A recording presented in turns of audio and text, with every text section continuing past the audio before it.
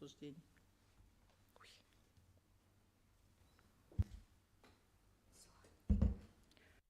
Добрый день, уважаемые участники круглого стола, посвященного Международному дню семьи.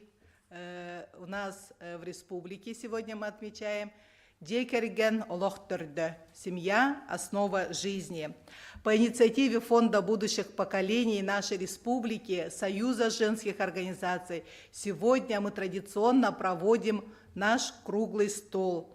И хочу сразу выразить большую благодарность нашим районам, Министерству труда, социального развития нашей республики, что откликнулись. И сегодня у нас открытый диалог, круглый стол. Можете задавать вопросы. Прямой эфир у нас будет вестись в YouTube-канале, и где комментарии вы можете задавать вопросы, и мы постараемся на них ответить. Также хотелось бы сказать, что семейная политика в нашей республике во все годы она была основательной, и по сравнению с Дальним Востоком мы всегда идем впереди. И если говорить сегодня о семейной демографической политике, то действительно Республика Саха-Якутия поддерживает духовно-нравственные ценности, традиционную семью. Это сегодня, я считаю, самым главной политикой в Российской Федерации является. И сегодня к нам подключатся также наши районы, это Чурапчинский район, Нерюнгринский район, Мегино-Кангаласский, и они расскажут о семейной политике, как у них проходят мероприятия в их районах. И сейчас хочу вас представить сегодня тоже основных сомодераторов. Это Егоров Владимир Анатольевич, генеральный директор Фонда будущих поколений Республики Саха-Якутия, и Елена Александровна Волкова, министр труда и социального развития Республики Саха-Якутия. Всех приветствуем. И вас приветствует наша многодетная семья Арикиных, танец рукавички, участники детского образцового ансамбля «Бриллианты Якутии», руководители Афанасий и Зоя Соловьевы. Приветствуем!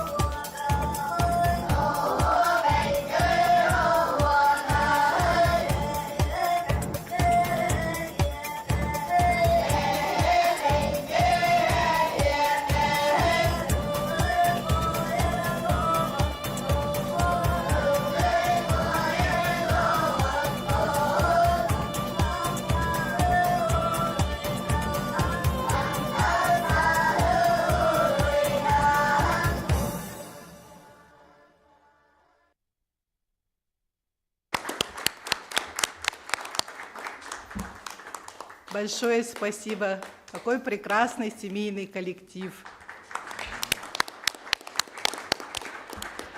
Государственная политика по улучшению положения семей, детей в нашей республике была начата еще в 90-е годы, и в 1993 году был издан указ первого президента Республики Саха-Якутия Михаила Ефимовича Николаева о создании исполнительного органа государственной власти Комитета по проблемам семьи, женщин и демографической политики в нашей республике. И первым ее председателем была назначена Анастасия Николаевна Божедонова. И была реализована первая программа «Дети Республики Саха-Якутия». За эти годы было много сделано. Было объявление года семьи в 1993 году и в 2008, и также года здоровой семьи в 2003-2006 годах, и год матери в прошлом году, в 2002 году. И это говорит о том, что сегодня уделяется очень много внимания данной политике, и нам бы хотелось, чтобы и в улусах, городах, по всей республике эта политика велась на высоком уровне. А сейчас разрешите предоставить слово для основного доклада о семейной демографической политике в Республике Саха-Якутия уважаемой Лене Александровне Волковой, министру труда и социального развития нашей республики.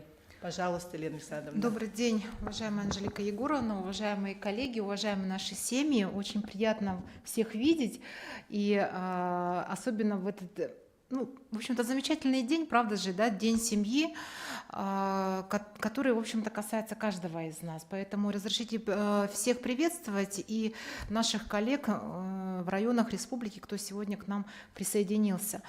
В развитии темы, позвольте мне проинформировать вас об основных направлениях в реализации семейной политики. На чем сегодня мы, как министерство уполномоченный орган в сфере семейной демографической политики, акцентируем свое внимание и, соответственно, основные приоритеты, которые ставит сегодня руководство республики. Во-первых, конечно, еще раз мы сейчас и этим круглым столом подчеркиваем все-таки семейные ценности и семья как основа государства. Это на сегодня уже, на мой взгляд, является не просто словами, да, особенно в тех тяжелых достаточно ситуациях, которые сегодня есть в целом, да, в общемировой политике, в общестрановой политике и складывающейся ситуации. Мы все, наверное, уже каждый из нас чувствует это, да, что мы сегодня еще в большей степени должны, так скажем, поддерживать, да, все те начинания, которые были у нас традиционно. Сейчас Анжелика Егоровна сказала о том, что у нас очень крепкие традиции в области реализации семейной политики, и, конечно, нам нужно еще больше их наращивать. Вот, мы видим буквально, знаете, наверное, каждый из вас чувствует, посмотрите, какая пропаганда идет, да, какие, допустим, прямо скажем, да, американские у нас сейчас фильмы идут, да, какая пропаганда идет. Я сейчас не буду углубляться, все, наверное, чувствуют, что сегодня надо действительно нам всем переходить, наверное, на российский формат, на наши все-таки наши культурные ценности, да, потому что та пропаганда нетрадиционных семейных ценностей, которая идет буквально со всех позиций, да, западных, да, информационных, это фильмов касается, это касается всех, в общем-то, этих аспектов, да, на самом деле разрушительно имеет начало, и, соответственно, нам важно сегодня, чтобы семья в действительности была очень крепкая. Эти ценности нам нужно поддерживать и наращивать ту политику и те меры, которые способствуют, да, укреплению. Если на слайде представлены основные демографические показатели, вы видите, да, что у нас, в общем-то, мы сохраняем, благодаря той политике, которая у нас сегодня реализуется в республике, лидирующие позиции на Дальнем Востоке, в общем-то, в целом по стране. У нас поддерживается, да, сегодня не просто семья, в том числе и многодетная семья. Это позволяет сегодня поддерживать традиционные, да, многодетные семьи у нас в республике. С каждым годом их число увеличивается. Ну и, конечно, всему способствует этому и тот проект, национальный проект демографии, который у нас реализуется в целом по стране. И буквально если на цифрах, то вообще в целом на семейную политику, на поддержку семей с детьми у нас в этом этом году порядка 23 миллиардов значит, направляется. Это за счет средств регионального и федерального бюджетов. Если сравнить, допустим, с тем же 2018-2019 годом, когда общий объем средств был порядка 4 миллиардов рублей, ну вот вы видите, насколько кратно, да, возрастает вот это, в первую очередь, конечно, общефедеральная поддержка, это поддержка президента страны. Мы знаем, ежегодно, да, вносились дополнительные, значит, меры поддержки и при рождении первого, и второго ребенка, и третьего. Сейчас единое пособие, соответственно, которое позволяет все-таки людям, семьям с низкими доходами поддерживать, да, уровень благосостояния наших семей.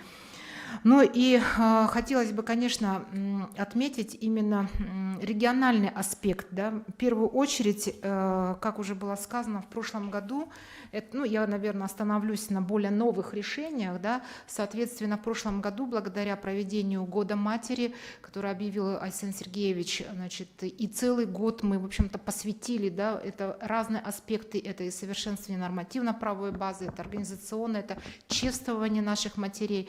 И вот с точки зрения, значит, системы мер поддержки, конечно, в первую очередь мы говорим сегодня это о новой мере, это «Дети столетия», целевой капитал «Дети столетия». В прошлом году он был введен в рамках юбилейного года к столетию республики, и главой республики, значит, уже принято решение о продлении, да, целевого капитала еще на 5 лет. Соответственно, индексируется его размер. В этом году он составляет 105 тысяч. То есть каждый ребенок, да, сегодня будет иметь вот этот целевой капитал «Дети столетия». Далее, конечно, мы сегодня большую работу с Министерством строительства в правительстве проводится по, значит, обеспечению жилищной программы для детей, для семей с 5 и более детьми.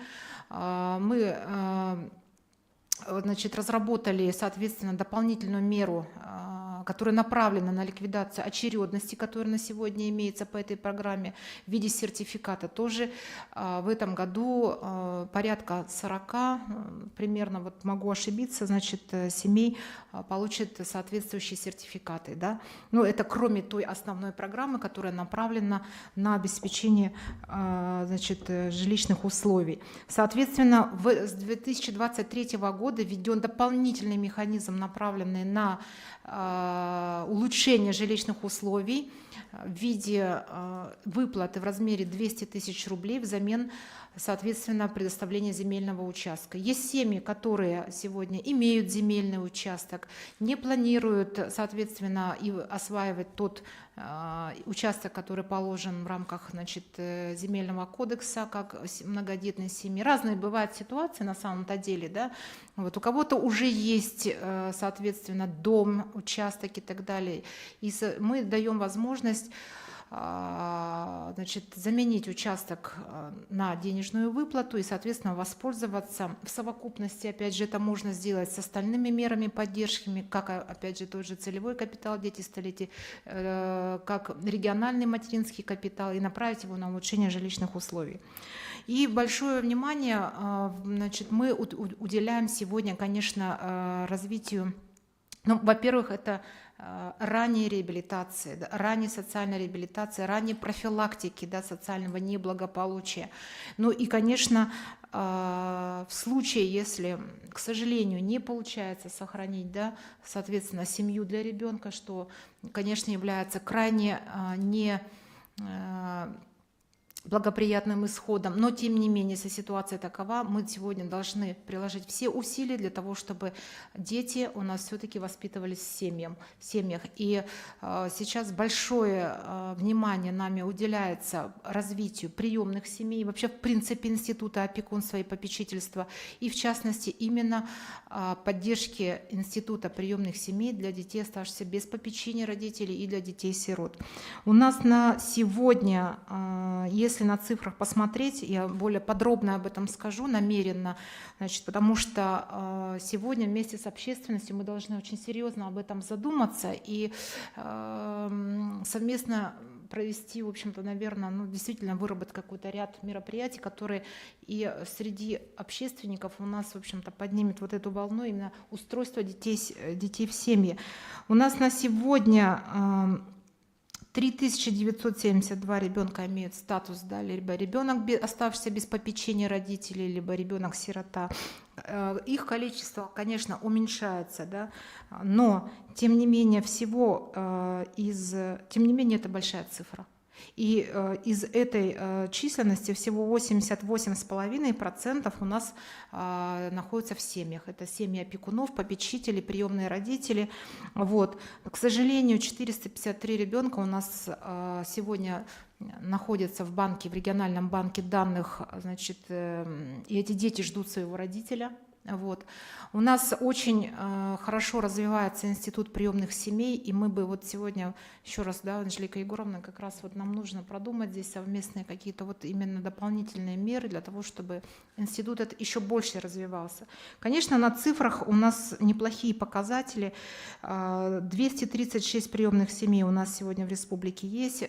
Их количество стало больше по сравнению с предыдущим годом. Их было 223. Детей в этих семьях стало 680 человек. Я сейчас говорю только про приемные семьи, да, а было 632. Ну, это я сравниваю с предыдущим годом. Соответственно, конечно, этому способствует принятие дополнительных мер. Главой республики было поручено, и мы реализовали в прошлом году возможность, значит, через законодательную инициативу главы увеличили вознаграждение приемным родителям, более чем в 2 раза пересмотрели систему вознаграждения с точки зрения стимулирования поддержки, большей поддержки, в том числе, если приемный родитель будет брать детей с определенными какими-то ограничениями в здоровье, если это будут подростки и так далее. Вот. В этом году также по поручению главы мы разрабатываем сегодня проект закона, который обеспечит уже само содержание ребенка в таких семьях, в семьях опекунов и приемных родителей в размере не ниже прожиточного минимума. На сегодня у нас дифференцированная система, значит, выплат на содержание ребенка. Она зависит сегодня от возраста, от пола. Мы сегодня хотим, в общем-то, провести работу по унификации, чтобы размер содержания был все-таки не ниже величины прожиточного минимума. И такой проект на сегодня разработан, имеет поддержку главы, и мы должны будем в этом году его в обязательном порядке реализовать. Вот. Поэтому, коллеги, еще раз скажу, что и на дальнейшее развитие, да, института замещающих семей вот в рамках семейной политики будет являться для нас в этом году, также и в последующие годы в качестве приоритетных. Далее мы сегодня, ну вот буквально, наверное, я пробегусь. Семейная политика – это, конечно, в том числе и забота о нашем старшем поколении, да, о наших бабушках, дедушках, да, и не сильно не останавливаюсь на тех мероприятиях, которые идут у нас непосредственно по национальному проекту. Самый главный вопрос, который мы сегодня ставим для себя и как задачу для органов местного самоуправления, мы просим общественность подключиться именно к идее и концепции активного долголетия. Вот. Активное долголетие во всех ее проявлениях – это не только школы 3-го возраста, да, это различные механизмы поддержки, значит, в виде социальных такси, в виде каких-то культурно-досуговых, да, тем, форматах общения, соответственно, те мероприятия, в которых бы мы могли предложить нашему старшему поколению, если они находятся на заслуженном отдыхе, и, соответственно, тем самым продляя их активную продолжительность жизни и, соответственно, для одиноких людей сохраняя их, в общем-то, активность как можно больше и как можно дольше. Далее, буквально, значит, ну и как один из элементов, это, конечно, внедрение системы долговременного ухода, как поддержка, опять же, активности старшего поколения, соответственно, его здоровья. Мы сегодня отрабатываем пока в пилотном режиме на территориях Вилюйского, в первую очередь, района, отработали технологии системы долговременного ухода за пожилыми людьми. Значит, элементы этой же системы мы внедряем в Хангаласском районе и в городе Якутске. Вот. Пока на сегодня в федеральном законодательстве не предусматривается в полном объеме внедрение этой системы, она у нас и пилотируется в целом по стране, и, в общем-то, республика тоже, да, в ногу со временем мы проводим мероприятия, в первую очередь, как я уже сказала, в пилотном режиме, но в первую очередь отработка технологий и в последующем, конечно, их масштабирование на всю республику. И, конечно, год труда. Год труда, который объявлен в этом году по Республике Саха-Якутия. Мы сегодня большое внимание уделяем и повышению оплаты труда. Безусловно, для работников бюджетной сферы сегодня это является одним из важнейших вопросов. Особенно это касается тех категорий работников бюджетной сферы, которые имеют высокие, точнее не высокие, а имеют квалификацию. Да, то есть это квалифицированный труд, но, к сожалению, по объективным причинам, в силу различных подходов по повышению заработной платы и минимальной гарантии оплаты труда, у нас ряд категорий остались, так скажем, их заработная плата на достаточно низком уровне. Сегодня мы эту задачу решаем через принятие решений. Правительством принято на сегодня за первый квартал 3 решения. Это и целевые категории традиционно. Их уровень заработной платы будет обеспечиваться на уровне 100 и 200% от средних трудовых доходов по республике. И это прочие работники бюджетной сферы. Соответственно, это индексация, которая произойдет сейчас уже с перерасчетами. Значит, отраслевыми министерствами готовятся необходимые решения по индексации в целом и отдельное решение по восстановлению дифференциации по отдельным категориям граждан, точнее работников. Соответственно, сегодня идет вся подготовительная работа с точки зрения изменений отраслевых систем оплаты труда. И, в общем-то, я думаю, что в июне месяце начнутся перерасчеты. Так вот, кроме вот, плюс еще очень такие концептуальные вещи, как охрана труда и так далее в рамках года труда. Но сегодня на этой площадке мне бы хотелось акцент сделать наш общий все-таки на трудовом воспитании, да? На трудовом воспитании и наверное, нам нужно увидеть, да, как вот в наших семьях, да, как воспитываются дети, и вот этот самый лучший опыт трудового воспитания транслировать, распространять, обмениваться опытом, потому что действительно в наших многодетных больших семьях, ну и не только в многодетных, да, есть очень хороший опыт именно воспитания трудом. Здесь большое внимание мы тоже планируем уделить этому направлению. Об этом сказано в плане мероприятий по реализации года труда. Вот. И, соответственно, я думаю, что те мероприятия, которые также предложили наши общественники, Анастасия Николаевна, например, Божедонова предлагала все-таки вернуться к теме семейных бригад. Да, поддержка, именно грантовая поддержка семейных бригад, когда такое мероприятие было ранее реализовано комитетом. В силу объективных причин, это, конечно, вопросы надзорных органов, да, то есть, соответственно, в то время, значит, определенные, да, преграды были, и эта технология, она на сегодня приостановлена, но я думаю, что нам нужно как-то совместно к этому вернуться, и все-таки у меня вот эта задача стоит в этом году как одна из приоритетных. Все-таки мы должны, значит, сесть за стол переговоров и посмотреть, как мы можем эти направления и какие-то другие направления. Я вот с большим удовольствием от наших семей, например, послушаю, да, какие есть предложения именно с точки зрения развития технологий, форм поддержки вот именно семейного трудового воспитания.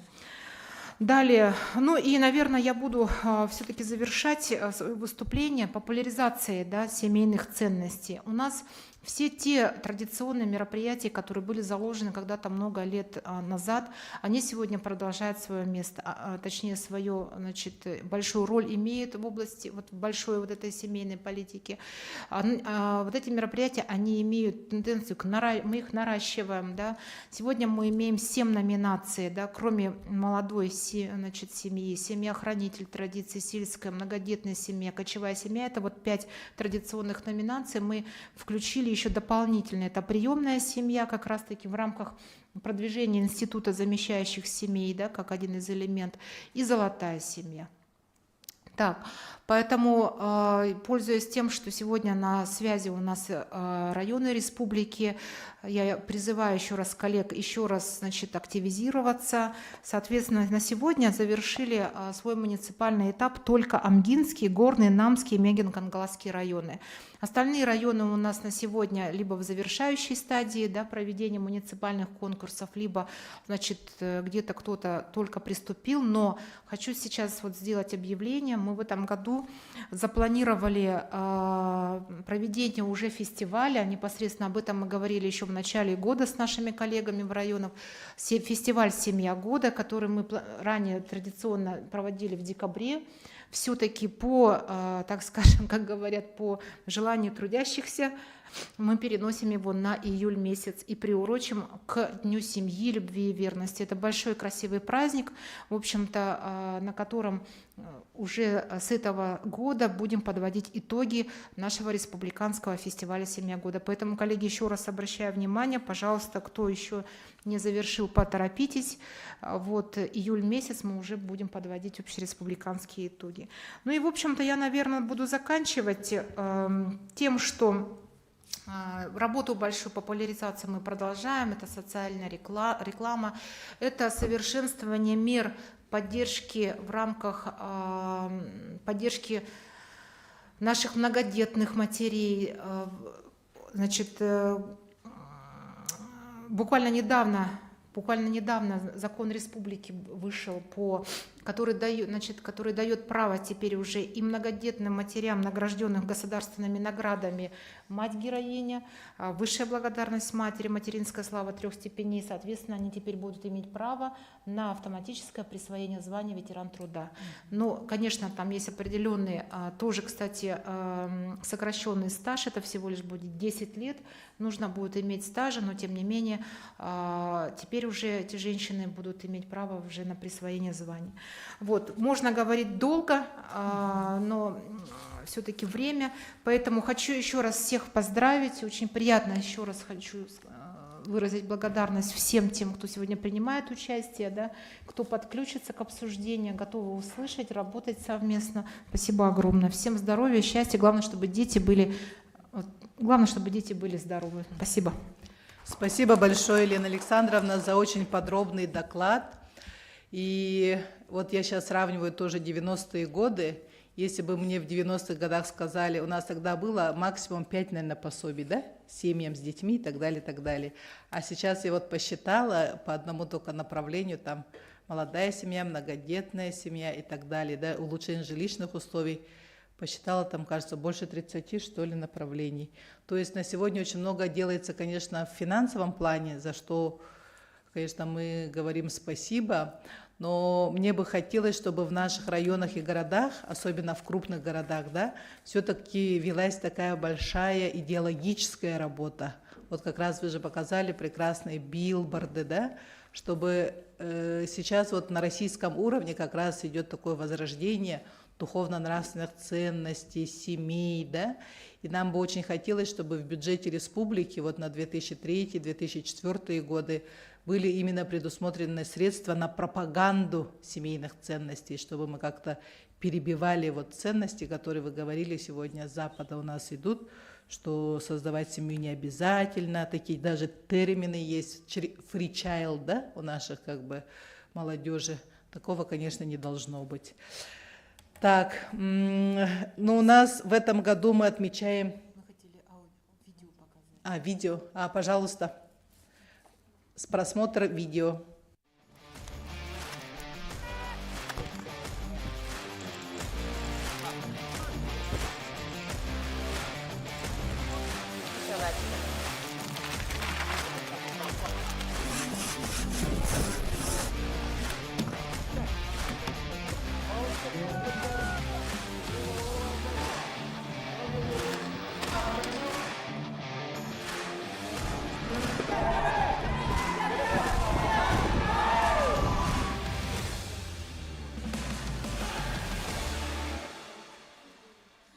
Это как раз вот видеоролик, который вот... Сейчас у нас с супругом много детей и внуков, которые наполняют каждый день наш радостью. Для меня счастье – это каждая маленькая победа наших детей. Их первые зубки, первые слова и первые шаги. Счастье – это мой малыш. Я жду не дождусь нашей встречи.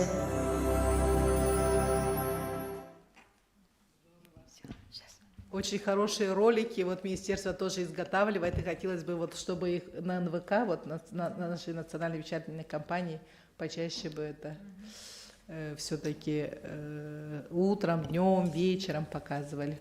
А сейчас награждение, да, небольшое? Елена Александровна, вы хотите наградить? Отметить наши семьи. Вручается памятный подарок Министерства труда и социального развития Республики Саха-Якутия многодетной семье Вячеслава Александровича и Елены Васильевны Олесовых. Вручает министр труда и социального развития Елена Александровна Волкова.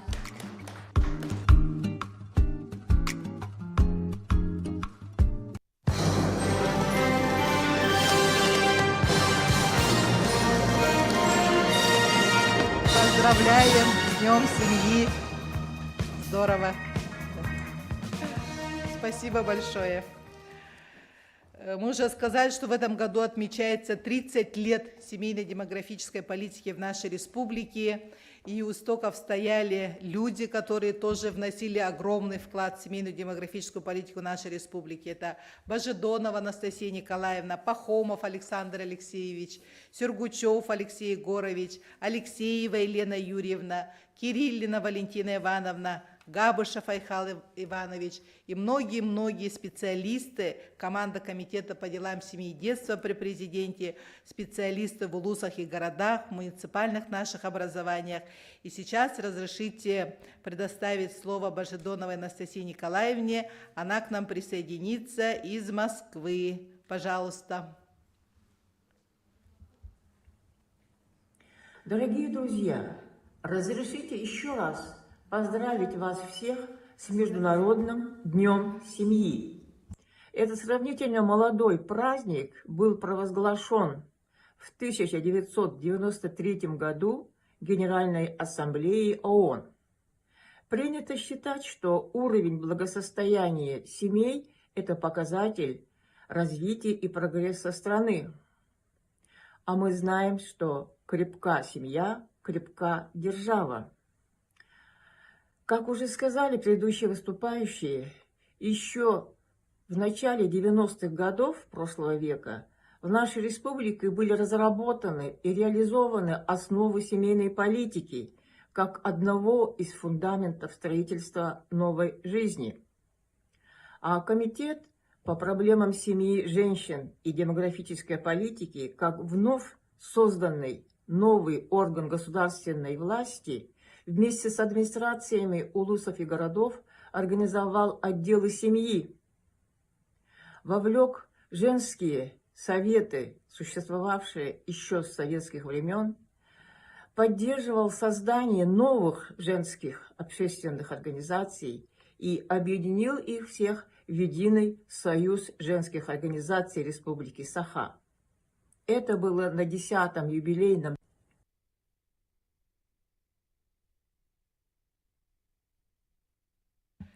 Большое спасибо Анастасии Николаевне. В этом году 30 лет государственной семейной демографической политики в нашей республике, и также 30 лет отмечает, значит, 30 лет тому назад был создан также первым президентом республики Фонд будущих поколений Республики Саха-Якутия. За эти годы очень много сделано данным фондом. И сейчас как раз о деятельности я очень попрошу нам рассказать генерального директора, уважаемого Владимира Анатольевича Егорова, о деятельности фонда. Владимир Анатольевич является кандидатом математических наук, экс-министр образования нашей республики. Прошу, пожалуйста, вам слово, Владимир Анатольевич. Добрый день, уважаемые участники круглого стола. Добрый день, уважаемые телезрители. Да, в этом году мы отмечаем 30-летний юбилей фонда, но вот сегодня, в этот день, Поздравляю вас всех с Днем семьи. Также хочу сказать, что 30 лет в этом году исполняется и нашей семье. 23 августа день рождения фонда, 7 августа день рождения нашей семьи. 30 лет тоже. Вот. У нас 3 девочек, тоже вот как у наших гостей сегодняшней студии. Вот. И уже есть внуки. Так? Ну и, конечно же, семья – это и родители, и старшее поколение, и дети. И вот я хотел бы сегодня, наверное, немножко поделиться вот из тех практик, которые у нас в нашей семье возникали, да, ну, буквально коротко, когда у нас были дети вот примерно такого возраста, как ваши, у нас были, конечно же, семейные друзья и разных профессий, специальностей, и мы однажды решили создать автономную некоммерческую организацию, объединиться с тем, чтобы вот как-то вместе с нашими детишками как-то их развивать, скажем, да. У нас организация называлась «Сияние Арктики», при этом «Сияние» – это аббревиатура, союз интересных, ярких, неравнодушных, инициативных единомышленников. Вот. И мы даже как-то выигрывали грант на проведение каких-то вот мероприятий, связанных с туристическим таким направленностью. А вот из того, что вот запомнилось, да, вот более яркие такие вещи, это мы, например, вместе все объединились и нашли, значит, помещение, нашли тренера, и наших детей всех выучили играть в шахматы. Это было одно такое.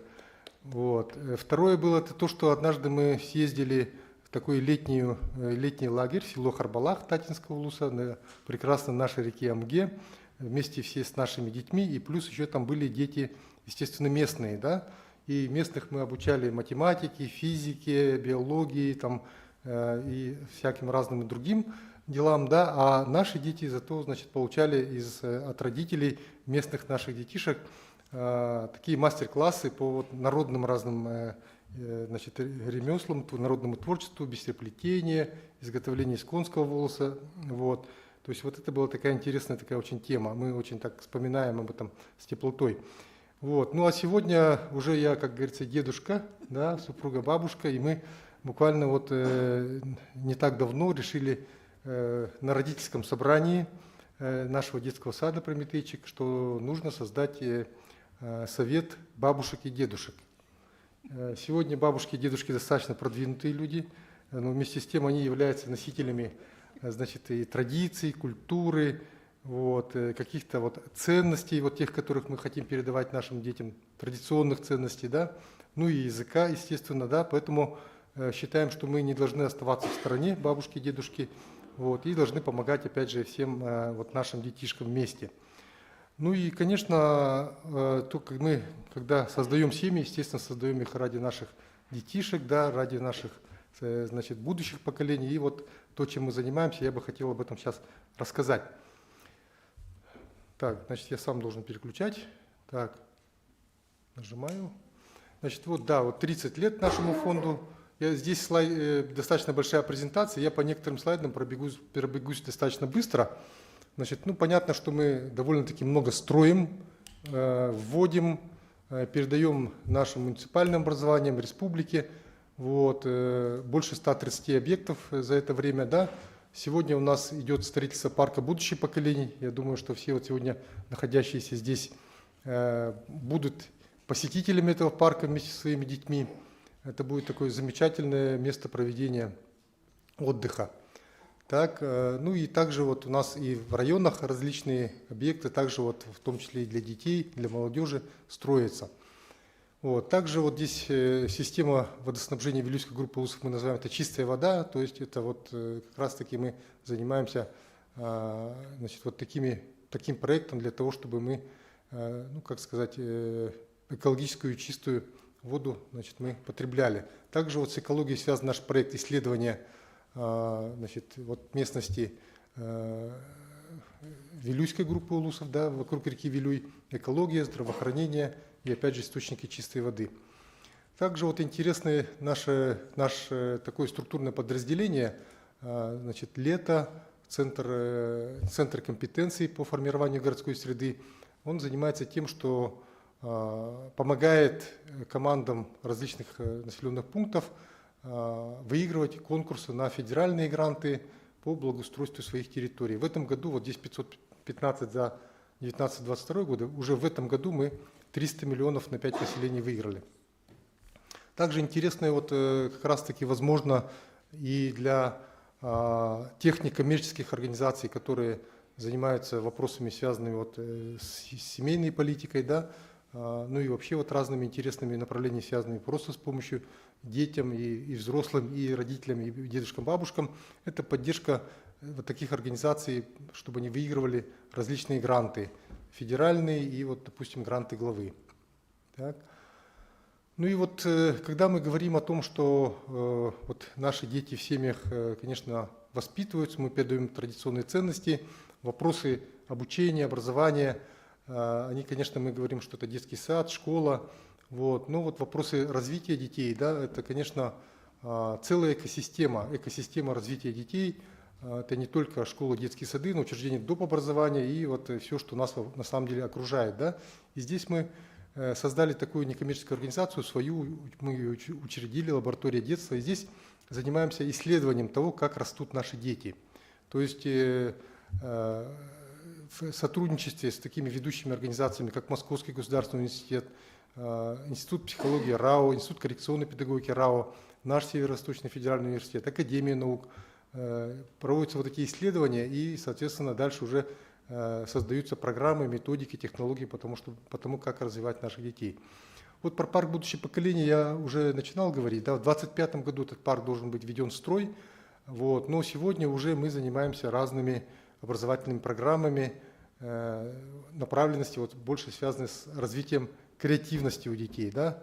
Здесь и медиа, дизайн, soft skills, и даже мы занимались направлением, связанным с индустрией питания. То есть дети учились готовить. Так, вот это направление у нас вот сейчас только начинается, да, мы занимаемся тем, что помогаем открывать профильные классы, и вот профильные классы открылись на базе вот 8 вот этих школ сети первого президента Михаила Ефимовича Николаева в сотрудничестве с Московским физико-техническим институтом. Это ведущий институт в этом направлении, и учителя отучились, получили методики, технологии, и сегодня внедряют их. Вот это наш собственный проект, который мы, в общем-то, с прошлого года начали реализовывать. До этого по инициативным заявкам работали с разными учреждениями, которые создавали детские инновационные центры, это и детские технопарки, центры цифрового образования и другие. Вот. И вот решили вот уже 2 года проводить именно в конкурсном порядке. В этом году у нас конкурс двухэтапный, более 30 с лишним, почти под 40 организаций, команд подали заявки. И, соответственно, 20 мы как бы поддержали, уже вывели на 2-й этап, и на 2-м этапе они проходят акселерационную программу, то есть улучшают свои проекты, дорабатывают их, получают консультации, сами друг с другом взаимодействуют. Здесь они побывали, посмотрели все наши образовательные различные программы. Здесь есть и детские сады, и школы, и учреждения доп. Образования. И вот мы должны 10 из них выдать летом гранты в размере до 1 миллиона рублей. Вот. Ну вот здесь продолжение вот слайда по лаборатории, деятельности лаборатории. Здесь мы для учеников начальных классов развиваем технологию междисциплинарного обучения совместно с Институтом психологии РАО. Уже в 7 школах и в 1 колледже эта технология начинает внедряться. Очень интересная технология, которая позволяет увлечь детей именно процессом обучения. То есть вот ребята, можно сказать, практически не уставая, целый урок занимаются, весь класс, и дальше хотят учиться и не идти на перемену. Вот. Ну и вот этот такой проект у нас еще есть, да, он у нас под эгидой главы республики «Мы будущее России». Может быть, вы знаете про конкурс «Смотри, это Россия», когда дети со всех субъектов Российской Федерации отправляли такие вот видеозарисовки про свои родные места, про малую родину, и дальше в виде конкурса поощрялись, значит, призами. Вот. И вот мы хотим еще один конкурс в рамках этого проекта, да, это «Моя профессия IT».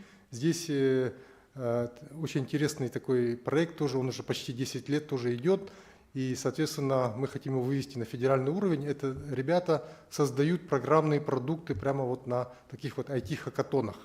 Буквально вот мы тоже задавали свой кейс, свое задание в этом IT-хакатоне, и ребята вот из Нерюнгри, из ИТЛ-24 сделали очень хорошую программу такую, и мы, собственно говоря, в целях доработки ее даже им заказали за небольшие деньги, они сейчас нам дорабатывают этот программный продукт.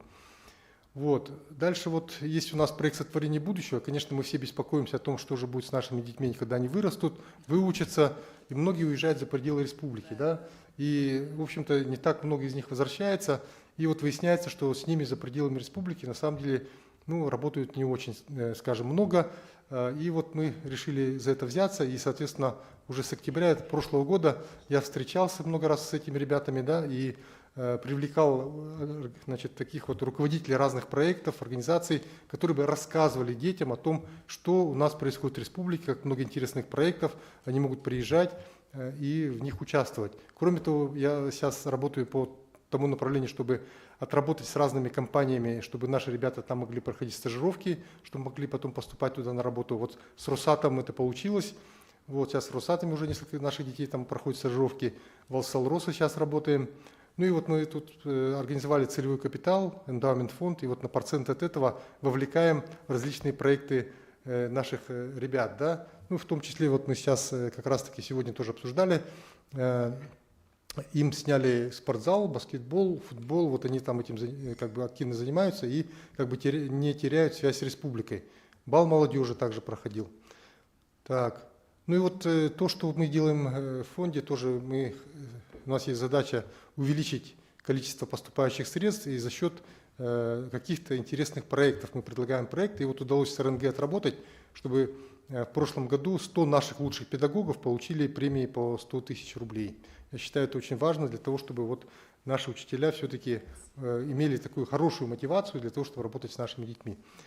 Вот. Ну и вот такой большой, очень серьезный проект, под который я тоже стараюсь вовлечь наших недропользователей, компании, создание такого научно-технологического кластера. Мы построили учебно-лабораторный корпус Малой академии наук в селе Актемцы. Хотим продолжить этот проект, создавать дальше инфраструктуру в виде, значит, технопарка, инжинирингового центра, общежитий для преподавателей, чтобы там был кампус, была социальная инфраструктура. И вот это все работало в виде такого кластера, в котором можно было бы получать продукцию для тех же самых компаний в виде технологий, начиная вот от самых идей. Вот, и приезжая вот дети, которые там пока еще школьники, приезжая вот в Малую академию наук, они бы вовлекались уже в реальную деятельность, дальше обучаясь в каких-то хороших вузах, могли бы приехать и здесь также и работать. Это такой, можно сказать, академгородок, если хотите, Сколково, Иннополис, в общем, что-то такое наше якутское, да. Вот, ну и вот конкретно вот по материнству и детству тоже мы поддержали вот в прошлом году Якутское региональное отделение Всероссийского общественного движения «Матерь России», да, под проект, и, соответственно, вот этим тоже занимаемся. Вот, ну и вот здесь вот есть два слайда, так, вот последние мои слайды, да. Значит, я сам президент Федерации шахмат, да, и очень пропагандирую то, что шахматы являются очень хорошим инструментом развития детей. Да, вот здесь таблицы, может быть, сложные, да, они здесь показывают просто вот то, что определенные показатели у детей явно становятся лучше, у тех, кто занимается шахматами. Но вот если говорить вот о конкретных учебных результатах, то вот посмотрите прямо нижнюю клеточку правого столбца. 18-32% детей, занимавшихся шахматами в начальной школе, там, правда, по определенной методике, получают золотые медали. Это вот город Сатка с 2004 года, там по методике вот Виктора Кирилловича Зарецкого происходит такое обучение. Ну и поэтому я как бы все школы, значит, пропагандирую заниматься шахматами, да. Вот. Ну и, в общем, я могу еще много чего рассказывать, да, но я думаю, что мы все вместе должны сделать все, чтобы вот наши дети росли здоровыми, счастливыми, умными. Поэтому всех поздравляю с Днем семьи и будем созидать будущее вместе. Да. Большое спасибо, Владимир Анатольевич. Столько вы нам рассказали интересного. И я подумала, что сегодня не зря вот мы круглый стол проводим, как раз взаимодействие власти, общества и бизнеса, да, вот это в обществе же существует, и получается, министерство наше работает, общественная организация, вот сейчас я буду рассказывать, как мы работаем, и как раз бизнес в лице фонда, который бизнес финансирует ваш фонд, и что сегодня необходимо делать для наших детей. Очень же интересные, да, слайды, я думаю, что многие увидят и сейчас смотрят тоже нас в YouTube-канале. Сейчас я бы хотела сама очень кратко рассказать, чем занимаются женские общественные организации, чем занимаются общественные объединения добровольческие. Пожалуйста, вот мои слайды. Вот в прошлом году мы, значит, провели 15-й съезд женщин Якутии, где участвовали у нас женщины практически со всех районов республики и даже Дальневосточного федерального округа. И наша работа ведется по таким направлениям, как вот наш национальный проект – это демография, здравоохранение, образование, наука, предпринимательство, культура, экология. Вот на фотографии это председатель Союза женщин России Лахова Екатерина Филипповна. Она тоже сейчас уже наш Союз женщин России является не общественной просто организацией, а общественно-государственной организацией. И в указе президента Путина Владимира Владимировича наш Союз является одним из реализаторов, ну, реализует именно национальные проекты в нашей России. Вот. Ну, истоков стояли наши легендарные личности, вы их всех прекрасно знаете, это Прасковья Павловна Федорова, Агния Абрамовна Алексеева и глубоко уважаемая Светлана Ефимовна Николаева. То есть в нашей преемственности женского движения это помнить прошлое, творить настоящее и думать о будущем. Это наш девиз. Очень много у нас вот общественных объединений волонтерских. В прошлом году волонтеры-медики заняли первое место среди федеральных волонтеров именно вот в период пандемии. То есть не в прошлом году, не в 2022, а в 2021 году они заняли вот первое место. Очень много работы мы ведем, вот когда были пожары, очень много женщин принимали тоже активное участие, помогали готовить нашим мужчинам, чтобы они тушили пожары. И вот с главой республики, с Александром Сергеевичем Николаевым, мы сажали как раз вот на Вилюйском тракте деревья, чтобы восстановить лес. Вот ездили, оказывается, есть такие места, прям котлованы, где раньше был пожар, и там вот садили деревья. Ну, главные приоритеты страны у нас тоже понятно, сегодня мы все говорили, да, и самое главное, это цель научно-технологического развития, да, всей Российской Федерации, это обеспечение независимости, конкурентоспособности России и интеллектуальный потенциал, то есть наших семей. Но тут очень много, у нас очень много женских общественных организаций, их возглавляет легендарные, очень уважаемые женщины, ученые. Вы их все видите здесь на экране. То есть это те люди, которые вносят огромный вклад в женское движение. И мы в прошлом году как раз к съезду издали книгу «Женское движение в Якутии. От истоков в будущее». Хотела бы очень поблагодарить Министерство по делам молодежи, семейной политики за ту помощь, которую нам оказывают. То есть здесь первый съезд женщин Якутии был в 2025 году, и в 2025 году уже будет 100 лет, как впервые женщины Якутии собрались. 100 лет тому назад, ну пока 98 лет тому назад, они, оказывается, ставили такие вопросы, как отделить хатон от жилища, чтобы женщинам разрешали учиться на равных с мужчинами. Представляете? И прошло каких-то 98 лет, и какие сейчас у нас очень современные, да, женщины. Вот мы должны благодарить их, делегаток первого съезда женщин Якутии. Вот из истории, видите, сколько. Год матери, вот мы с Министерством труда и социального развития очень достойно в прошлом году провели, несмотря, конечно, на большие сложности по финансированию, мероприятия были все проведены. Но тут очень у нас много опросов социальных, не буду на них останавливаться, потому что время немножко у нас ограничено. Вот это наша деятельность, все женщины объединяются, участвуют даже вот отдельно в мероприятиях, как «Женщина Арктики», движение «Подруги» Джойгалер Евгения Исаевна, уважаемая, возглавляет, «Мама в книге», есть у нас проекты, спортивные соревнования. Вот это вот в прошлом году 15 женщин Якутии. После пандемии мы практически вот под запретом собрались в Сахатеатре и провели данное мероприятие. 300 человек со всей республики приехали. Нам не разрешали, но мы сказали, пандемия уже заканчивается. И вот мы собрались и обсуждали все проблемы, которые сегодня существуют. И вот как раз по итогам съезда принято распоряжение правительства, что совместно с правительством мы будем реализовывать проекты. Вот, большое спасибо за внимание. Самое главное, да, сегодня это чтобы наши районы, как я уже сказала, улусы, города очень хорошо проводили семейную демографическую политику, мы были все вместе, и на местах специалисты тоже вели очень плодотворную работу. И как раз у нас сегодня, как я уже сказала, присоединились наши районы. Я бы очень хотела предоставить слово с большим удовольствием Наталье Васильевне Барахановой. Она председатель Совета женщин Нерюнгринского района и является также начальником управления культуры и искусства. Пожалуйста, Наталья Васильевна, мы вас слушаем. Добрый день, уважаемые коллеги. От имени Нерюнгринского района, нашего главы и всех наших женских объединений мы поздравляем вас с Днем семьи. Желаем, чтобы ваши семьи были вашим оплотом. Ну и хотелось бы, конечно, рассказать о той работе, которую мы ведем женсоветом в Нерюнгринском районе. Вот наша презентация, постараюсь по ней достаточно быстро.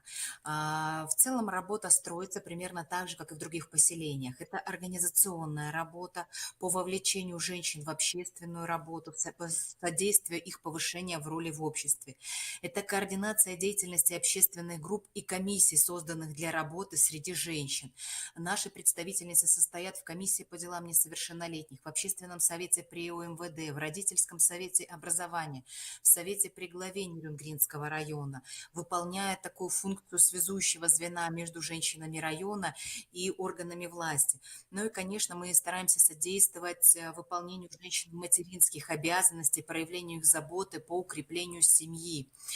Еще год назад, находясь на мероприятии, как раз на 15-м съезде в Якутске, мы поднимали вопрос о том, что в нашем районе достаточно в тяжелом таком состоянии находятся объекты здравоохранения, предназначенные как раз для женщин и детей. Это женская консультация и детская поликлиника. Теперь сегодня с гордостью могу сказать и с благодарностью о том, что при всемирной поддержке нашего Илдархана ведется не просто ремонт, а капитальный ремонт этих учреждений здравоохранения. В этом году у нас будет новая женская консультация впервые после ее введения и второй этап ремонта детской поликлиники. Конечно, все женские объединения у нас стараются работать совместно. Вот их у нас 7, и все они объединяются вокруг Совета женщин Нерюнгринского района. Следующий слайд, пожалуйста.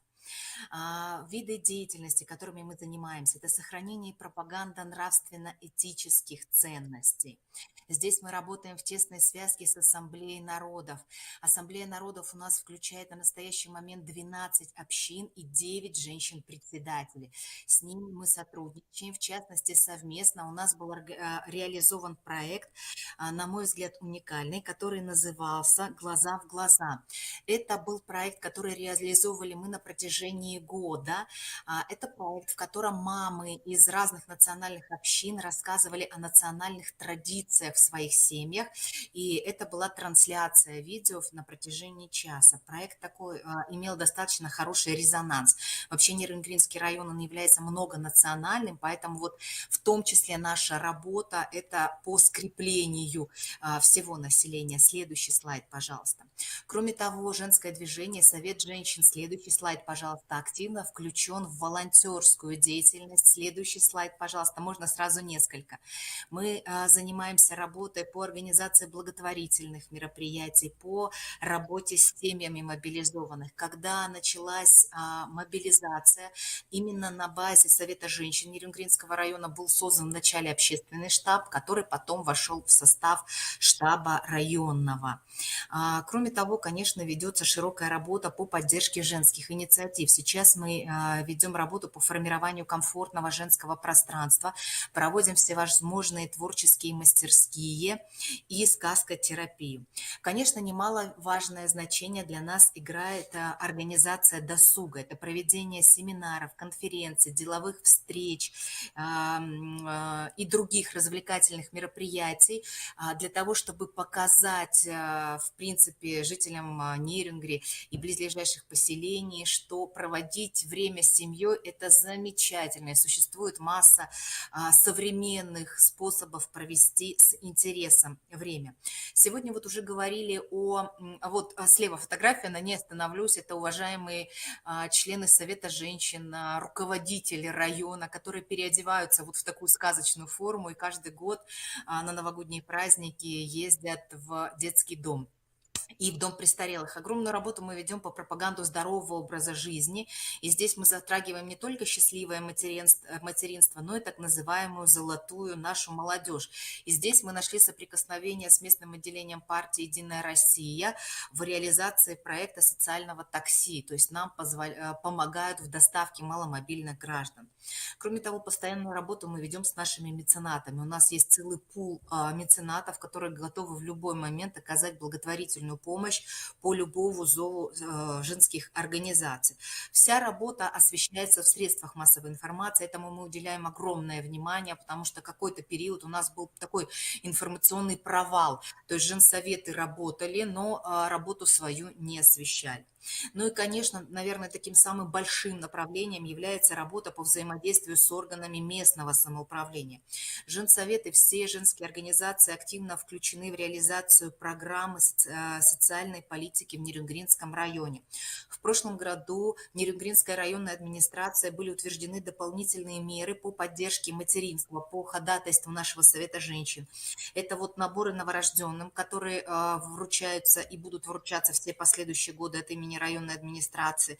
Это витаминные комплексы, а также вот вы видите на правой фотографии, это медаль приветственная юному жителю Республики Саха-Якутия, на которой есть интерактивное обращение нашего главы о том, что юный нерюнгринец родился в самой лучшей республике. Вот такие инициативы. Ну и отдельно мне хотелось бы сегодня рассказать о проекте, который реализован был в прошлом году. Этот проект называется «Мамины сказки».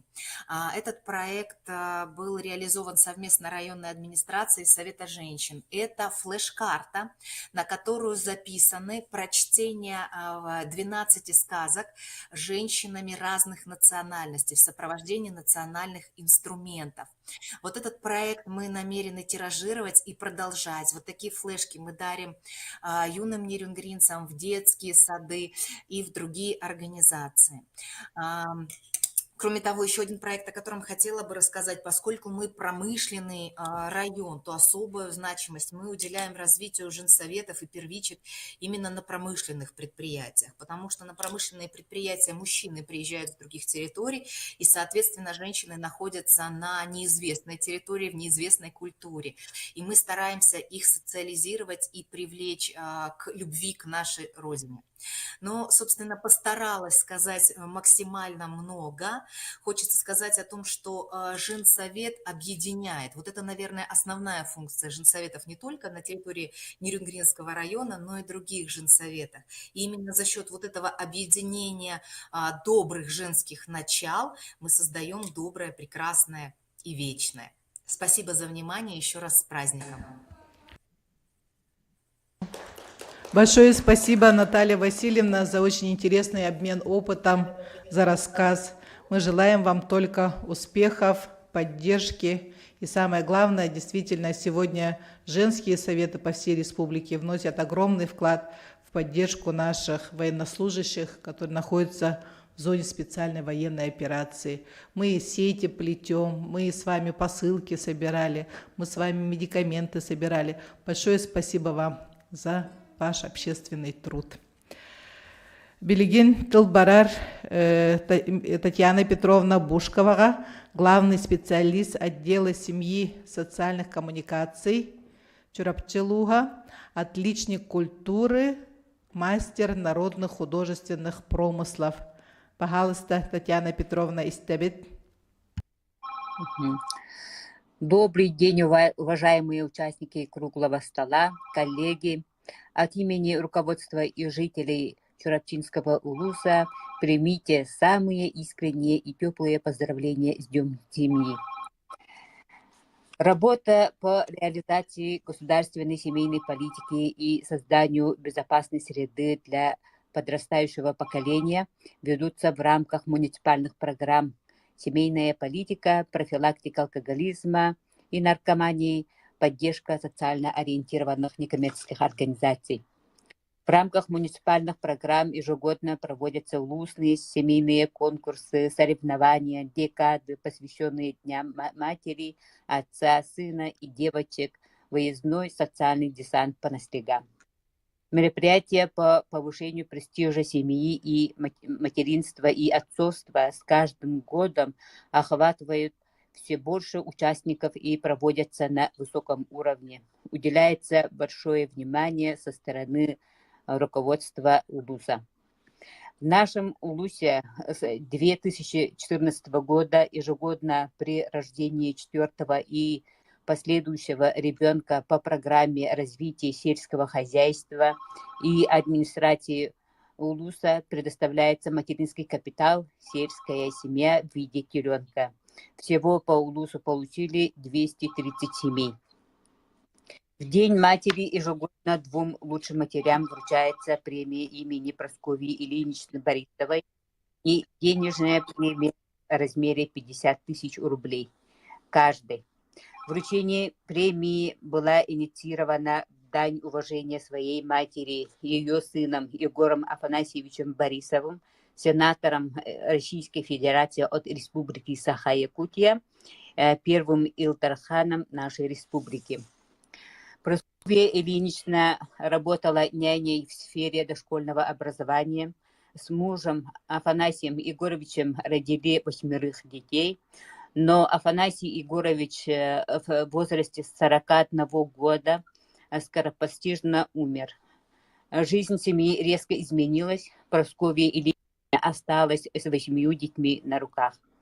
Дети, внуки Прасковьи Ильиничны по сей день вносят свою лепту на поддержку и развитие семейной политики республики и нашего Улуса. Они наградили премией 22 матерей. Общая сумма составляет премия за 11 лет 1 миллион 100 рублей. И в 2016 году учрежден муниципальный знак Ияга Махтал. Нагрудным знаком награждены 7 матерей-героинь и 2 матери с 8 детьми нашего Улуса. Одним из основных направлений реализации семейной политики в нашем Улусе является повышение уровня благосостояния семей. Итак, в 2020 году запустили улусную программу «Поддержка семейной экономики» в Чурапчинском Улусе по поддержке селян в период пандемии по 9 направлениям. Проект первого этапа по поддержке семейной экономики показал свою эффективность, и по просьбе жителей Улуса реализация проекта продолжается. В период пандемии материальную помощь в виде сухого пайка получили всего 349 семей, из них 307 многодетные семьи и 41 семьи опекуны. По программе «Семейная сенокосная бригада» материальную помощь получили 578 семейных сенокосных бригад, охвачено 43 детей. В рамках программы жители многоквартирных домов в селе Чурапча, не имеющие земельные участки, получают по заявке участок по выращиванию картофеля в селе Мандагай. Землю предоставляет руководитель фермерского хозяйства Сайдыр Данил Данилович Павлов. Этой возможностью каждый год пользуются 100 семей. Проводятся работы по заявкам завоз скороспелых животных, поросят из поселка Хатасы, кур, несушек из города Якутска и Нернгри.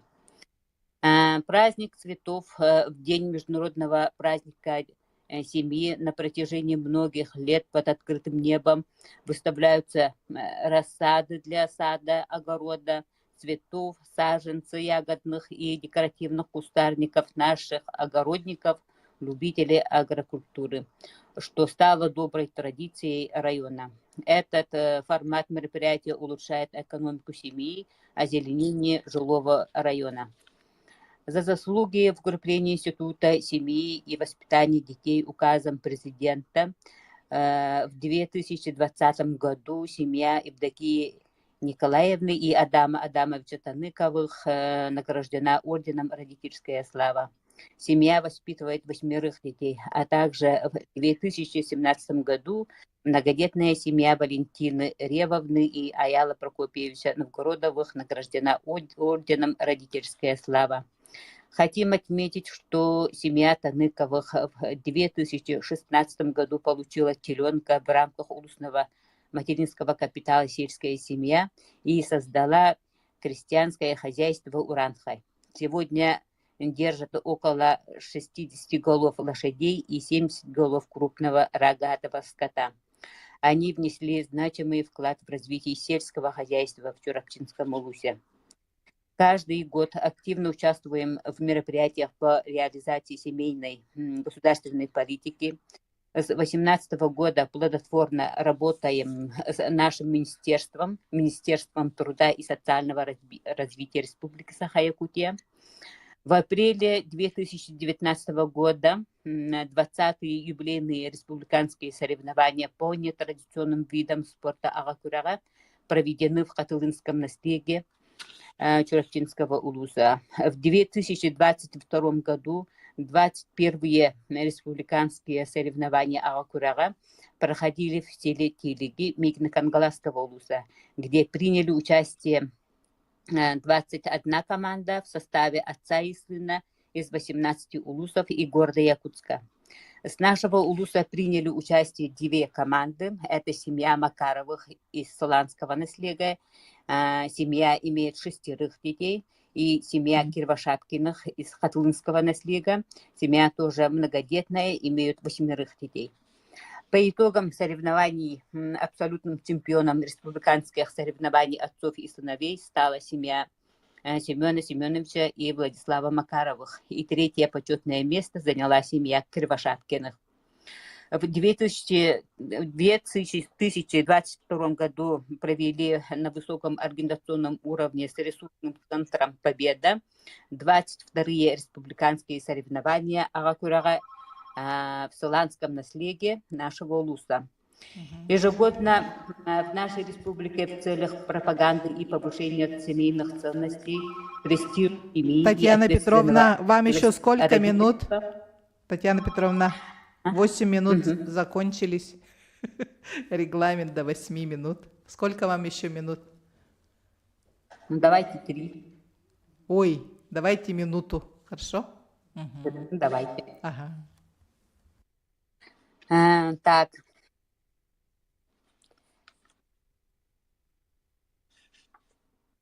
Подведение итогов, предложения какие? Предложения какие будут?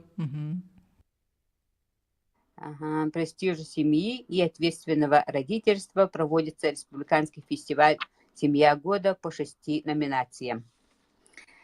Так, в 2021 году приняли участие 12 семей с нашего улуса. Вот в 2022 году приняли 9 семей. И вот в этом году тоже мы планируем проводить улусный этап, отборочный этап республиканского конкурса «Семья года». Глава улуса Степан Анатольевич Саргадаев объявил 22 год годом родной земли в Чурапчинском улусе. Концепция года была нацелена на благосостояние человека и семьи. В рамках года матери в Республике Саха-Якутия и столетия ЯССР матерям и усыновившим первого ребенка получили сертификат на 50 000 рублей. В прошлом году получили 75 матерей. Такое решение принято в целях поддержки состояния матери, а значит всей семьи и улучшения демографического положения улуса и республики в целом. С сегодняшнего дня до 31 мая планируем провести мероприятие, посвященное Международному дню семьи. В рамках недели проведем улусный отборочный этап и благотворительные акции, как Баянай Баляга, коробка добра и так далее. Обряд встречи лета и будем организовать волонтерскую помощь нуждающимся семьям и семьям участников специальной военной операции, консультации, торжественные мероприятия по Улусу. С нами будут работать наши общественники, это Совет женщин, Матери России, Саха Тускута, Совет молодежи, волонтерский центр и другие. На этом я заканчиваю свое выступление. Спасибо за внимание. Большое спасибо за вашу работу. Чурапчинский район у нас один из образцовых по реализации государственной семейной демографической политики. И хотелось бы, чтобы все районы также объявляли год семьи и включали в свою муниципальную программу именно направление данной работы, которую сейчас рассказала Татьяна Петровна. Разрешите предоставить слово Наталье Сергеевне Киринской, главный специалист Управления социальной политики Мегина Кангаласского улуса. Пожалуйста, Наталья Сергеевна. 8 минут. Добрый день, уважаемая Ирина Александровна, Анжелика Егоровна, участники круглого стола Декерген Олохтерде. Разрешите поздравить вас от имени Управления социальной политики Мегина Кангаласского улуса с Международным днем семьи. Наш улус работает по муниципальной целевой программе реализации социальной политики в Мегина Кангаласском улусе. Под этой программой есть подпрограмма развития семейной политики в Мегина Кангаласском улусе, основной целью которого является укрепление и развитие социального института семьи, возрождение семейных ценностей и семейного образа жизни, создание и обеспечение условий для наилучшего выполнения семьей своих основных функций. Основные мероприятия таковы: информационно-аналитическое сопровождение реализации семейной и демографической политики и совершенствование системы профессиональной подготовки, информирование населения и освещение в средствах массовой информации, реализация государственной семейной и демографической политики в Мегина Кангаласском улусе, проведение семинаров, научно-практических конференций, форумов, школы актива в области семейной и демографической политики, политики по улучшению положения семей, детей и в улусе и участие за ее пределами. Популяризация семейных ценностей и реализация мероприятий в области семейной и демографической политики, создание условий для развития здоровой семьи, сохранение и развитие традиционной самобытности уклада жизни семей народа Саха. Немного о улусных мероприятиях в целях пропаганды и повышения престижа материнства и отцовства ежегодно проводится мероприятие «Миссис Менге Хангала», в котором охватывается вся семья, в этом году конкурс проведен для матерей и дочек Кереситиме, а также проводятся семинары для женщин, матерей, многодетных семей Доровай Джахтар, Нород Кескиле, мастер-классы по наслегам, лекции, направленные на здоровье женщин с участием приглашенных гостей. Для родителей, глав, специалистов по семейной политике проводятся тематические семинары, круглые столы с авторами программ Птицыной Матрёной Васильевной и Пудовой Светланой Дмитриевной, Артемьевой Татьяной Ивановной на разные темы: чеген уюлга, чөл болу олуга, төрөпүттер сүбе сорго, декерген бир сүбе, ие тыл, и чөл олох биге туруктах декерген. Ежегодно проводится конкурс проектов для семей Декерген Бирсомого. Автор данного конкурса – обладатель знака «За вклад семейной политики» Блюкина Марьяна Юрьевна. Совместно с районной библиотекой проводятся улусные конкурсы «Мама, папа и читающая семья». Совместно с краеведческим музеем организован улусный конкурс «Мин Декергеним Седахмала». Совместно с домом Олонхо организовано обрядовые мероприятия «Сайны Көрсü», «Агавыт Болда», «Баянай Беляга».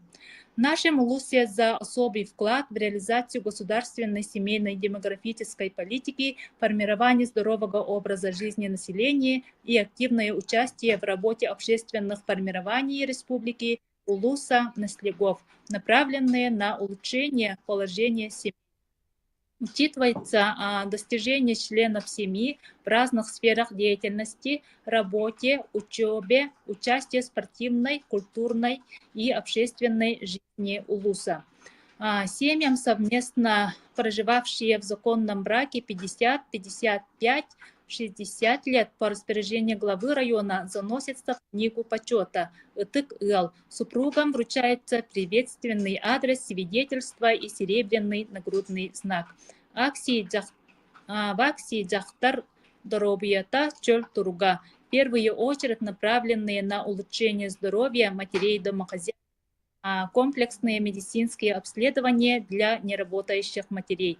Ведется работа в содействии работы кризисной беременности совместно с центральной больницей. Проводятся торжественные выписки из роддома. Ежегодно улусное соревнование отцов и сыновей Агакюрага в этом году проведено в селе Мая, так как в данном наследии объявлен год отца. В этом мероприятии уникальность в том, что от отца к сыну передаются традиционные дедовские способы ведения хозяйства народа Саха. Приняли участие 9 команд из села Хоробут, Беке, Соломорук, Соломерджахси, Чемай, Техтюр, Тумул и Майя. Абсолютными победителями стала команда семьи Вячеслава и Ярослава Окорковых, в которых в республиканском соревновании Агакюрага в Татинском улусе стали абсолютными победителями.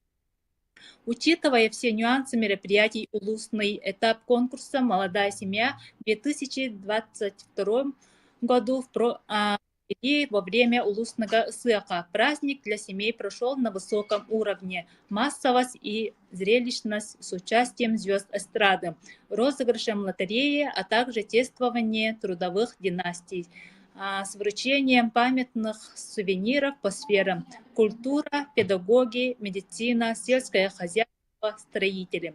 Организовано кураторство семей 56 семьям улуса, находящихся в трудной жизненной ситуации. Кураторами являются главы муниципальных образований, сельских поселений, руководители организаций. В традиционной акции «Соберем ребенка в школу» принимает участие и оказывает помощь многодетным и малообеспеченным семьям. Индивидуальные предприниматели, руководители учреждения и начальники управлений улуса. Подготовка передач. Наталья Сергеевна, есть какие-то конкретные предложения по семейной политике? Какие предложения к круглому столу? Очень хорошо вы работаете. Что не хватает сегодня? Какие проблемы, чтобы реализовывать семейную политику в Мегино-Кангаласском районе? Проблем нет, все хорошо. Ну, спасибо тогда вам большое. Очень хорошо, что хорошо. Но мне тоже интересно, передайте большое, значит, приветствие от нашего круглого стола руководству Мегино-Кангаласского района, и чтобы в этом году и в 2004 году были предусмотрены средства вот в программе семейной демографической политики. Хорошо? Хорошо. Вот, и сейчас вот мы тоже здесь немножко провели беседу, и мы вот очень много проводится в наших улусах, городах. Мы проводим мероприятия там в школах непосредственно, в клубах, да. Но сегодня до наших детей именно вот по семейным ценностям врывается интернет.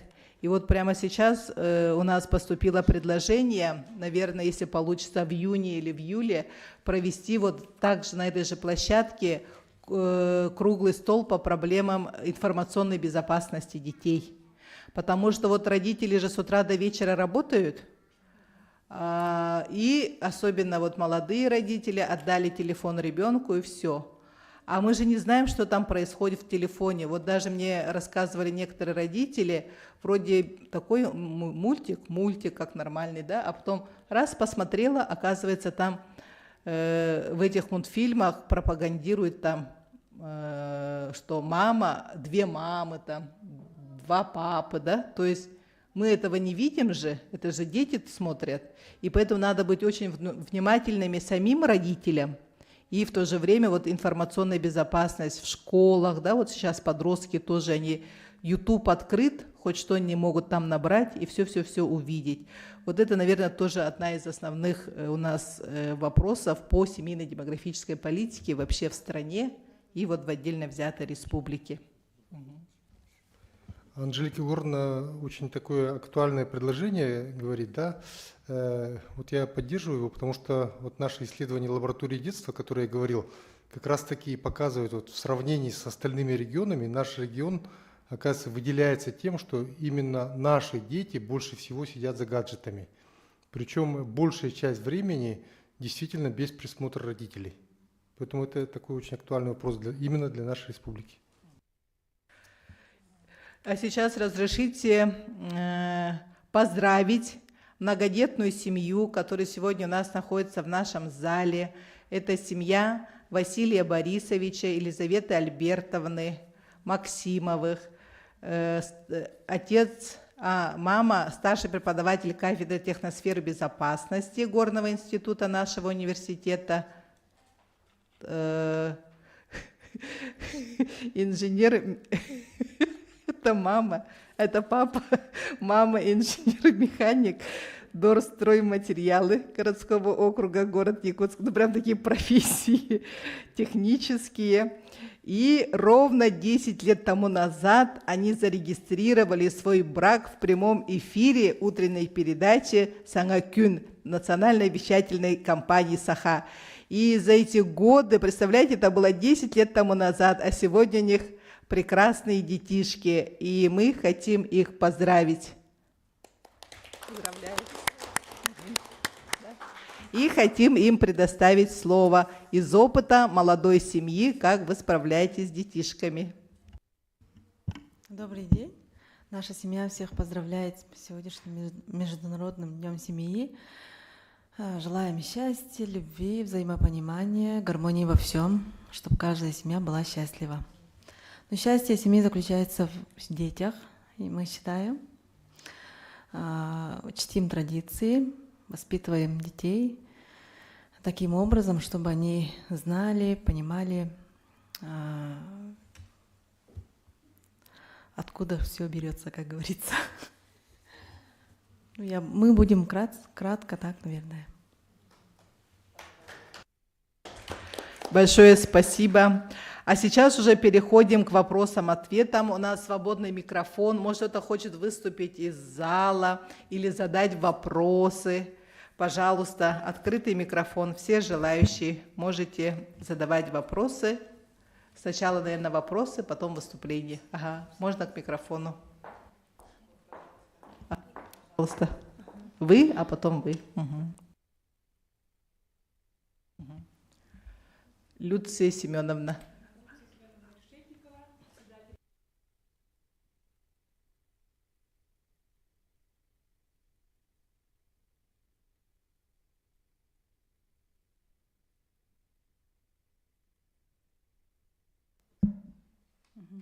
Разрешите поздравить вас всех, присутствующих на этом круглом столе, самым теплым и душевным праздником — Международным днем семьи.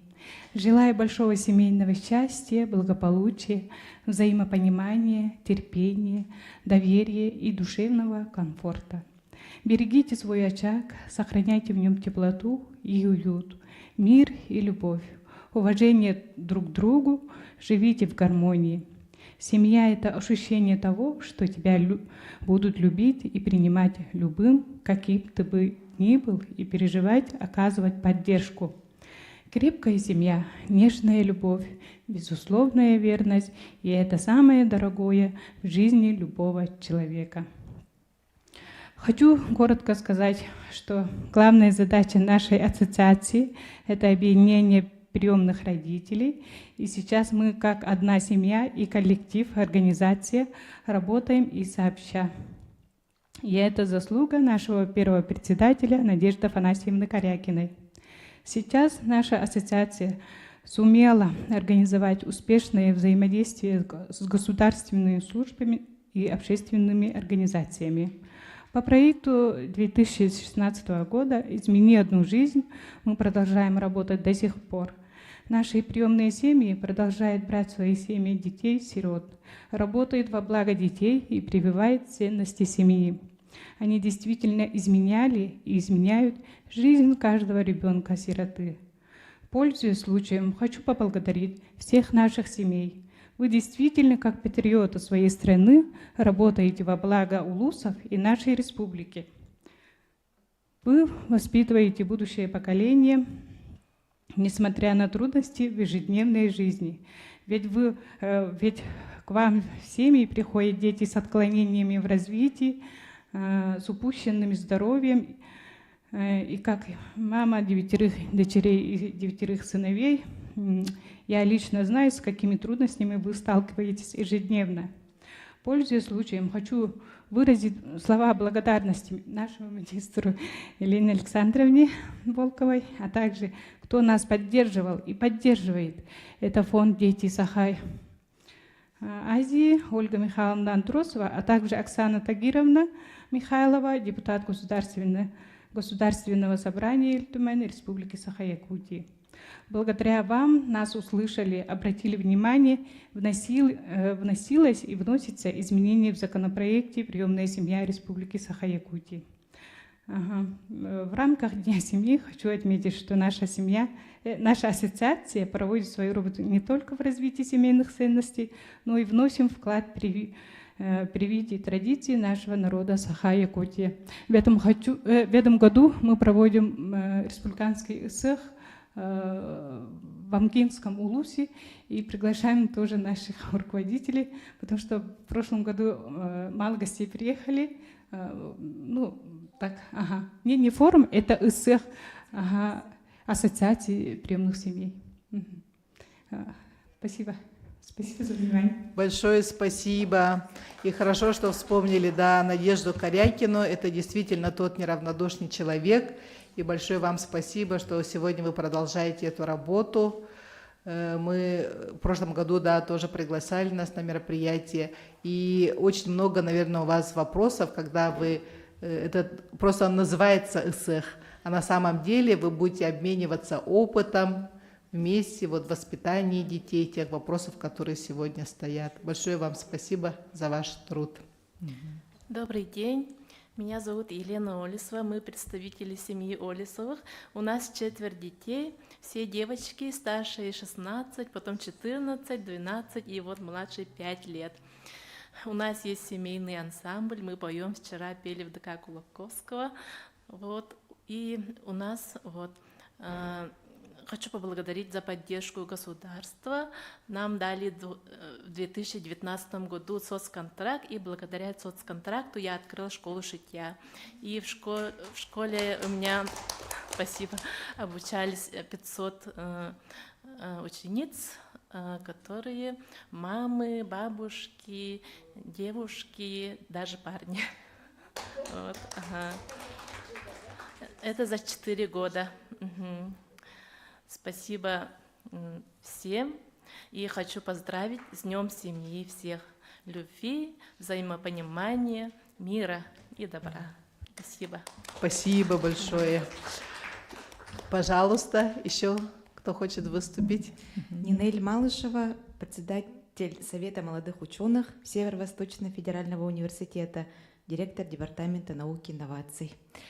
Я бы хотела от имени молодых ученых Республики Саха-Якутия и от всего коллектива Северо-Восточного федерального университета выразить слова благодарности Владимиру Анатольевичу Егорову за то, что благодаря Фонду будущих поколений мы сегодня активно и достаточно успешно реализуем национальный проект «Наука и университеты». Потому что все-таки одна из самых главных задач и национальной политики страны в области науки, и национального проекта «Наука университет» — это подготовка молодых перспективных кадров науки. И именно благодаря фонду за последние 2 года мы смогли на базе нашего университета открыть 5 молодежных научных лабораторий под руководством молодых перспективных исследователей в области математического моделирования, медицинской физики, полимерных нанокомпозитов, клеточных биотехнологий. И сегодня, кроме этого, благодаря фонду мы успешно реализуем те научные проекты, благодаря которым сегодня и исследователи, и молодые кадры, и в целом наука повышает качество жизни населения. Также нужно отдельно сказать о том, что благодаря фонду мы сегодня реализуем проекты в области цифровизации языкового и культурного наследия Севера и Арктики, потому что сегодня в условиях глобальных вызовов именно язык и культура выступают одним из основных индикаторов благосостояния этноса и устойчивого развития северных территорий. Спасибо большое, Владимир Анатольевич. Спасибо большое. Пожалуйста, Мария Павловна. Мен сахалы темде үтө күнүнөн баргытын жекерген күнүнөн тетигистенеге кардалиби жоллох болун дорубай болун биги маныктенетери оолор бут чырайыптар аттарынан саханысынан сынаны кораттаган сынаны гимназияга беренелер маныктенетек бүтүн баарабыт кылгастык гимназиянын сахатылын оолорго маннык тирердерге онна жекерген бирге өбөгөлөр бүтүгөстерин карыстан каалараларыгар улус элбехуленин талдар дехпин баарабын оскола директора тон коллектива онна тохтар төрөппүттер комитеттара улус элбехуленин талдар онтон бартыр кыттаатыбы төрөппүттер көктөктүк оолор бутун эме бар тохтарга кытыннарахатыбыт гимназиянын олус элбэх оны сайыннарар кружоктар акциялар күрәхтер да олус элбэх ытыллар оны биһиге мейүүбүт онна тохчентэрдин Предложение. Антон саатылын сайыннарарга өстөрбөхүлө бардын ден этехптин баарабыт онна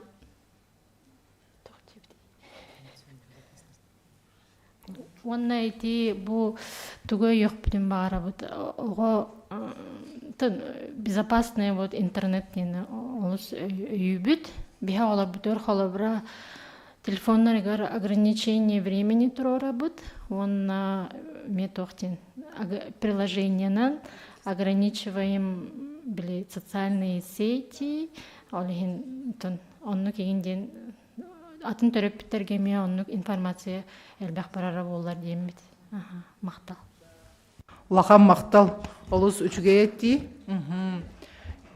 гимназия төрөппүттерин кытта бихеме көрсүбүппүт онно улахан үлегитыллар онна минеме оғақатыгар кескил оғақатыгар үлели хиджан биги үстүстен такка сказканы 5 тылынан народ тылынан сказка тахар быппыт эме гаджикка ону төрөппүттөр олус үйөрбүттере Москвага Санкт-Петербургатын коратарга олар эдергалдар эме бээлере оголоргар сакалы бу сказкалары эбенни юкагирды агыктара жен олус үйөрбүттере онна бу үленни билин эме огаката кескил ыта турар YouTube каналга сакалы мультиктары иди тахарарга олус элбек качынада онно бихи бу бюджетка эме тырсан кем Феодосия Васильевна нар өйүр илтөмеңге онна Жирков Александр Николаевич онна бу үйленне олос күскө ытык канада жен эби кетебен мактал.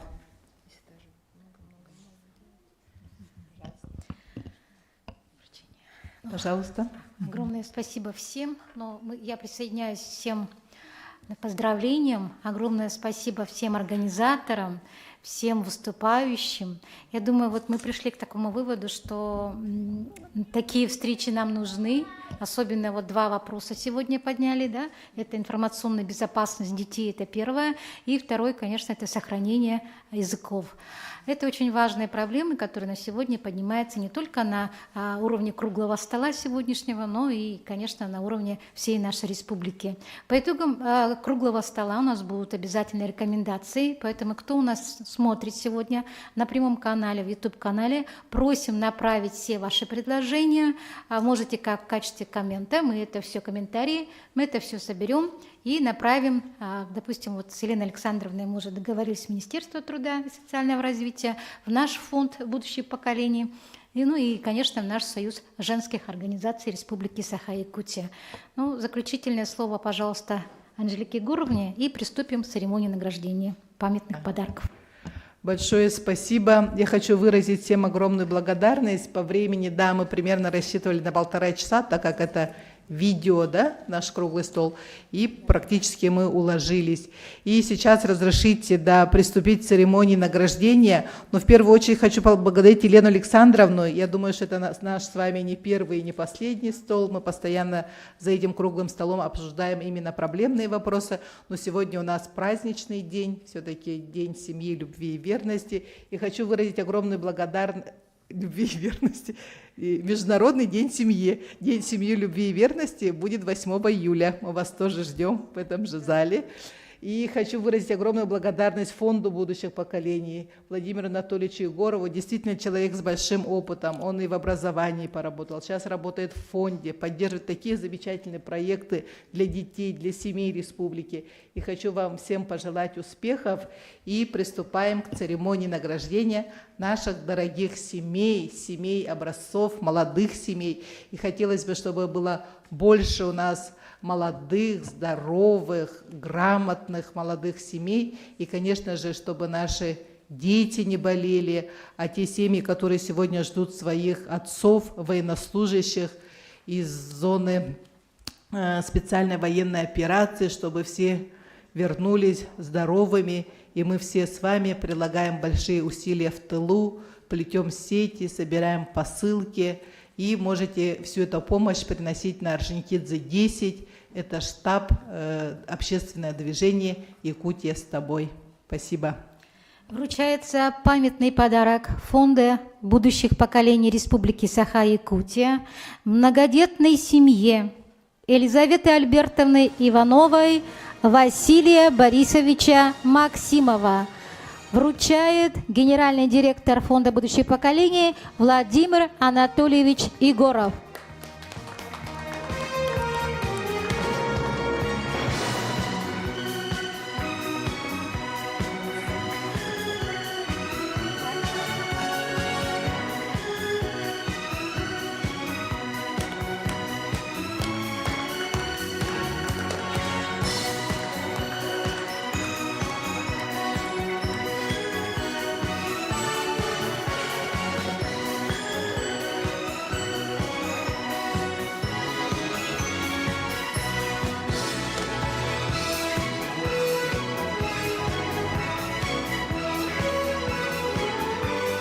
Спасибо.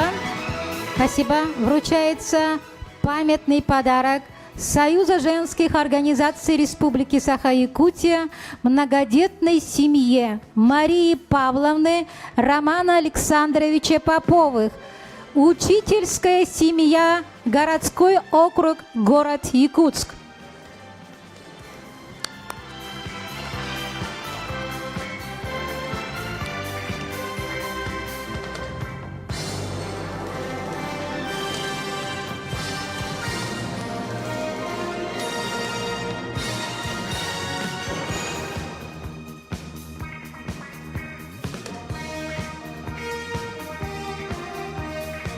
Дорогие друзья, еще раз огромное спасибо.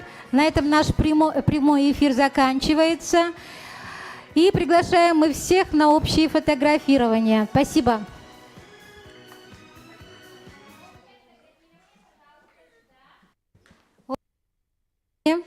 Участие.